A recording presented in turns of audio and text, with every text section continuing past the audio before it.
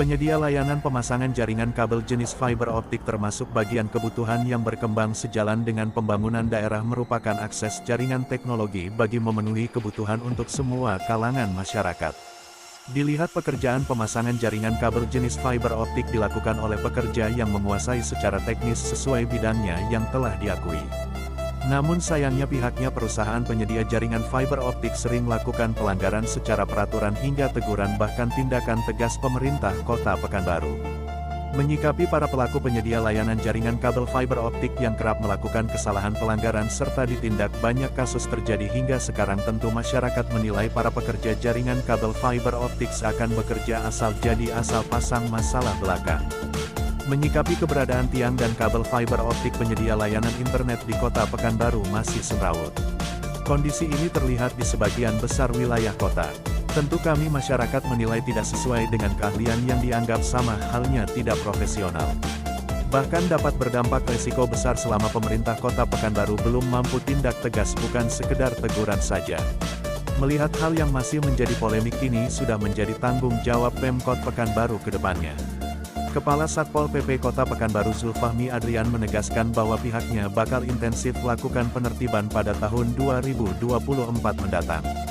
Ia menyebut jelang akhirnya tahun ini Pemko masih mendata kabel maupun tiang fiber optik yang mengganggu masyarakat. Insya Allah tahun 2024, kita akan lakukan penertiban secara masif. Nantinya akan dilakukan tim justisi, jelas dia kepada wartawan, Senin, tanggal 20 November tahun 2023 lalu. Zulfahmi mengaku sudah menyampaikan hal ini kepada Bupati Kota Pekanbaru dan Sekretaris Daerah Kota Pekanbaru. Ia menyebut bahwa penertiban ini tidak bisa dilakukan sendiri oleh Satpol PP Kota Pekanbaru.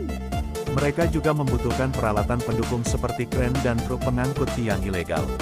Adanya peralatan yang mendukung keselamatan tentu bisa menghindari insiden dalam penertiban.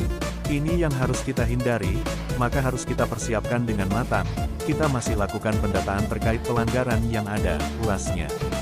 Dikutip dari Batam News, otomatis, jika menengah tinggi, izinnya provinsi, jika izinnya tinggi, izin dari pusat, semuanya izin, melalui online, ungkapnya melalui via WhatsApp.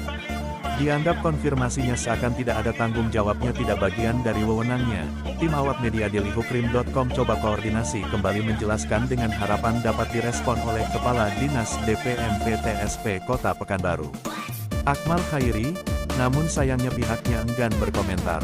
Padahal dipastikan keresahan warga setempat berharap mendapatkan informasi serta solusi mengenai perusahaan tersebut yang dianggap warga aktivitasnya termasuk dalam pengawasan wilayah Pemko Pekanbaru.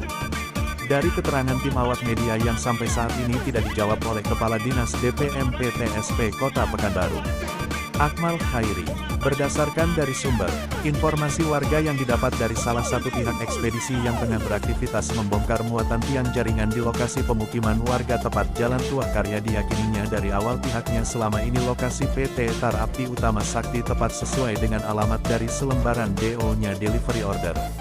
Enggan mengkomentari terkait adanya aktivitas perusahaan dipertanyakan asal perusahaan secara legalitasnya seakan melanggar secara ketentuan pemerintah oleh pihak perusahaan penyedia layanan jaringan fiber optik yang belum jelas legalitas izin perusahaannya.